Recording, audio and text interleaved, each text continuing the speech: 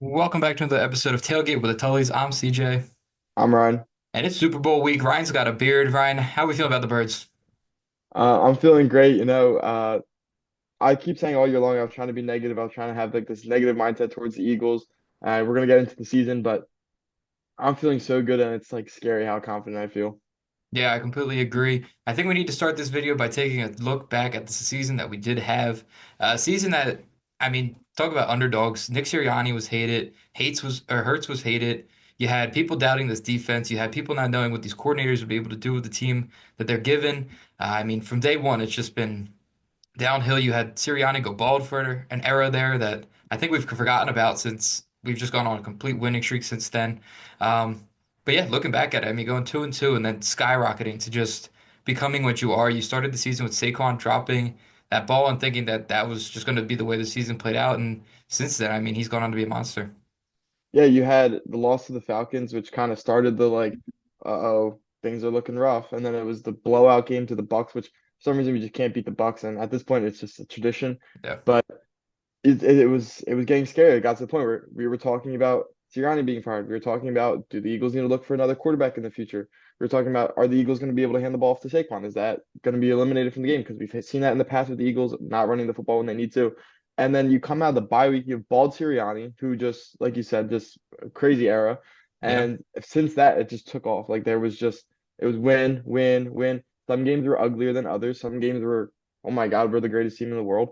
And then you get to the playoffs, and it was just even more of that. It was just constant dominance, even in games that were close. Like you felt like you didn't have to worry too much. You know what I mean? Yeah, no, definitely. And then, obviously on the other side, you gotta look at the Chiefs and the season they put together. And as I've said multiple times, they are a dynasty, but I don't believe the same kind of dynasty you look at with the Patriots. That's the easy comparison there is I think the Patriots, you looked at them and they're in the Super Bowl because they were a dominant team. You had weapons like Gronk, you had Randy Moss at times, you had Edelman. Like you had forces on this team that would overpower you.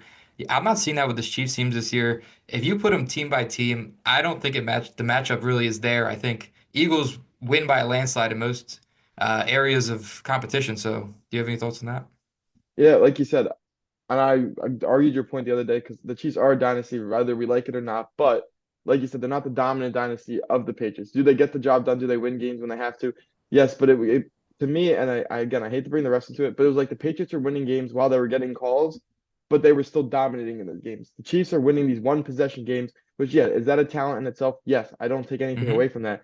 But it's just like that's when the refs look worse because you're winning one possession games. You're not blowing anybody out. They haven't blown out anyone like all year long. They're winning one possession games and crucial situations where the refs do make certain calls like the Josh Allen. That's a one possession game that's flipped the script. And again, I'm not saying it's just the refs. There is a lot of talent on that team. Patrick Mahomes is going to go down as one of the greatest quarterbacks of all time, if not the greatest, depending on how many rings he ends up with and all that stuff. And it all just depends on that. But on the flip side, you have great coaching. You have a great defensive coordinator. You've had a great defense. You had Patrick or Tyreek Hill. You have Travis Kelce. But other than that, he doesn't have great weapons, and he's still getting the job done with it. It's just it is as much as I want to hate on their season and hate them, which I do. I'm not saying I don't, but it's just you have to give credit where credit is due. Yeah, I completely agree, and I think it's really going to come down to this Eagles defense versus Mahomes and Andy Reid on offense and what their game plan they can put together. I think this game's really going to fall into Vic Fangio and what this defense can do to stop Mahomes. I'm not concerned about the run game. I think our line is well enough compatible to stop Kareem Hunt because Isaiah Pacheco, unless he's like something they've been keeping under wrap and key, that unless Pacheco comes back and has like this great game, I'm not worried about the run game. See, I disagree with you because I'm not worried about Pacheco. I'm not worried about Kareem Hunt. Patrick Mahomes in this playoffs has been a scrambler. He had two rushing touchdowns against the Bills. He's been running the ball more often. It's one of those things where when the line breaks down and the play breaks down, you have to watch out for Patrick Mahomes. He's not a Lamar Jackson. He's not a Josh Allen. He's not even a Jalen Hurts rusher, but No, it but is this is something this is scary. where you're going to need to see Zach Bond. You're going to need to see Yes, Trotter if they put exactly. him out on it. This is where they're really going to have to step up and make those open field tackles, make those crucial plays if he's the one who's going to be running. And I think it's also going to fall in the linebacker play to stop Travis Kelce because you're going to see Mahomes drop it off to him. He's going to have those short yardage. And I'm not sure if we're going to play that cushion offense where we're just trying to stop the deep ball to Brown or the deep ball to Juju. So Mhm. it's really going to come down to that middle field play. And if they can they can get the reads off Mahomes running, or if he is going to be doing that, or if they can just stop Kelsey because the Bills had a really difficult time with that. Yeah, I think you're gonna have to have like a QB spy-ish player, like getting like middle of the field and Mahomes, someone watching him because I that is my biggest concern, especially because when you go to the sideline, he could do the thing where he flops, and you don't want to get stupid calls like that. So you want to Hmm. be able to get him down before he gets into a situation like that. And honestly, if you have him on the sideline and you're gonna hit him. But Yeah. I do think it's gonna come down to this, like you said, this defense. This defense has to step up. They're very young, and it's my only concern is that there are a lot of young guys on this Only defense. three from the last Super Bowl we were in against the Chiefs. Only Exactly. three remaining defenders. So you have to worry about the fact that are they going to be able to keep up in such a high pressured game. It's a different football game. You had 2 weeks off. You had 2 weeks off, and you have the longer halftime. You have the more emotion meant. Like is a lot of aspects to this other than the game of football itself. But and you keep saying, or people keep saying like, just play it like another football game. It's not another football game though. This is everything that you dream of when you're a kid. You sit there and you wake up and you want to play this game. There's no way. If you were not sleeping that night before, you're gonna sit there, the national anthem. I would cry. I'd bawl my eyes Right, out. but I think some of these players are so young on this defense that I don't think they're at the point in their career where like it's like this is the Super Bowl. I mean, like Coop and Quinyon now rookie years are going to the Super Bowl, so like it's not the end all be all to them. And I think having Brandon Graham come back in this game and be that veteran like leadership for them and tell like this whole week is going to be a whole different atmosphere for people. When you're down there, you're going to be in New Orleans. You had media night the other night. That's what's going to make the difference. But I think having veterans there is what is going to help that, and I think that's huge with BG. But I still think, like you said, like there are rookies. So like this is Cooper DeJean's first year, and he's gonna already have that taste of the Super Bowl. So I think that's a lot on someone. Like most players don't even get to the Super Bowl. Like this is D Hop's what, like almost 10th year, if not 10th year, and he just got to his first Super Bowl. That is a lot. Like that is Yeah, pretty like crazy, especially when you think about the fact that this is what you play for. Like you play for a Super Bowl. And yeah. so you got some offensive leadership because of most of the offense was back in the last one, or and you had like Lane Johnson was in the previous Super Bowl in Hmm. 2017. So you have guys in there who can coach these players, but it is a completely different script, completely different game. But you have to call the game like it's a regular game, but you can't play the game like it's a regular game. Right. And as you said, we've been talking a lot about this defense. Let's move on to this offense. We have Jalen Hurts, who needs a comeback game of a lifetime. I mean, I've always blamed the loss, obviously, besides the holding call on his fumble. I think that one possession is what changed a lot in that game, changed momentum. Yeah, exactly. You also have AJ Brown and Devontae Smith, who need to get more involved. This is now you're on the grandest stage. You've held them off this whole time. They've been good with it. They haven't really caused any controversy not getting targets. I think now is when you find them. You've been using Dallas Goedert a lot. I wouldn't stray away from that necessarily, but find those receivers, get Brown involved because that's going to make all the difference. All the difference because if they're going to be sending blitzes all night, you're going to have to find your receivers downfield, get rid of that ball quickly. And Saquon, I mean, obviously a guy who's been doing it all year long. I'm looking for him to go over like 150, maybe 200 yards in this game. I think you play your brand of football. You run the ball until you can't, but I do want to see you dunk it off a little bit and see Hurts use that arm.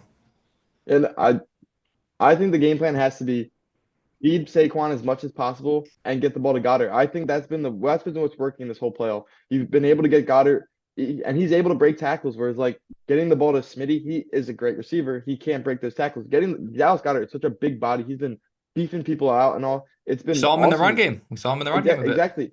I wouldn't be surprised if they do that again this if they do it on like a 1 yard game. They kind of fake the tush push into a Goddard run. That's something I would not be surprised to see. I think you just pound the run game and you play your tight ends.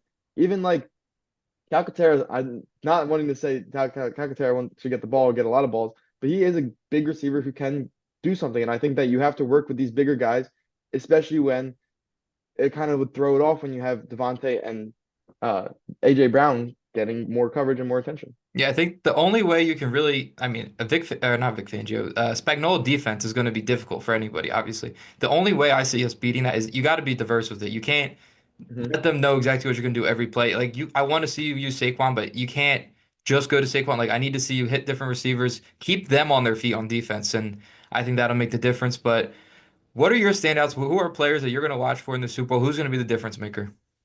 Well, I'm gonna give you two Eagles, two Chiefs. So the Eagles' biggest playmaker, I think, has to be Jalen Hurts on the offensive side. You can't be turning the ball over. You can't, which he hasn't in the playoffs, which is good to see. You can't have the turnovers. You can't have the bad reads. You can't be missing open receivers. You can't be Hmm. making mistakes, especially against a Chiefs team that is not gonna like let you make those mistakes. So this is gonna be a very big game for Jalen Hurts. It's gonna be he has to play lights out, and I think he's capable of doing that, especially in this offense where he doesn't have to do too much. He just has to play his brand of football, his thing. Um, I think on the Chiefs side, I think the biggest offensive factor is going to be Travis Kelce. I think are they going to be able to get him the ball and he's going to be able to do what he did to us in 2022 and he's been able to do what he's done his whole career of just moving that football, getting 3rd and 10, getting the first down all the time, like that kind of aspect. On the Yeah. defensive side for the Eagles, I think, like you said, it's going to come down to our linebackers being able to put pressure on Mahomes when needed or stop the run if he scrambles, being able to cover Kelce. I think that's going to be a very big aspect there. And then on the flip side, I'm going to go with the Chiefs defensive line. I think that they have to be able to put pressure on Jalen Hurts and make him have to make good plays. Like put the pressure on him to where he can't do what he does well, and that's under like get those clean throws off. So you're gonna have to put that pressure on him. Yeah. What about you? What are your takes? Yeah, on the Chiefs end, it's got to be these receivers. Someone's got to step up and be the number one. I mean, you have D-Hop, you have Hollywood Brown, you have Juju Smith-Schuster, you have guys who, in their Xavier prime, Worthy. yeah, Xavier Worthy. You have these guys who they're all dynamic too. I think that's like Worthy could take it out of the backfield. You have Mhm.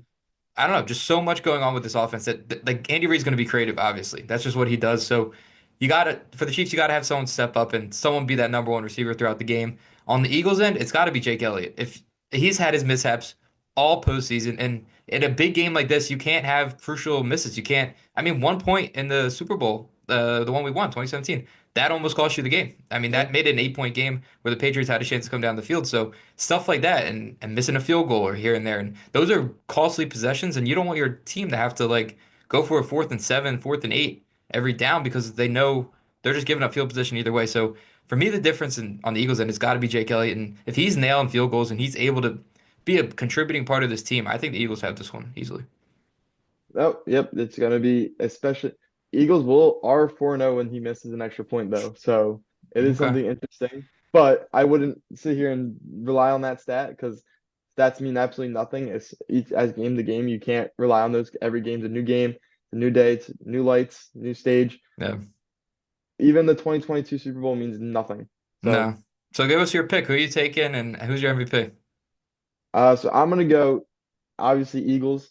I don't remember what I said on the show, but I'm gonna switch it up anyway. I'm gonna go 33-27 Eagles. Okay. Who's your MVP? My MVP is going to be Jalen Hurts. I think Jalen Hurts is going to have a great game. I think he's going to throw for 2 touchdowns and rush for 2 touchdowns. I think it's going to be, well, no, because then Saquon wouldn't have a touchdown. So I'm going to go two passing, one on the ground, and he's going to have 250 plus yards. He's going to play a clean game of football, and it's just going to be enough to get it done.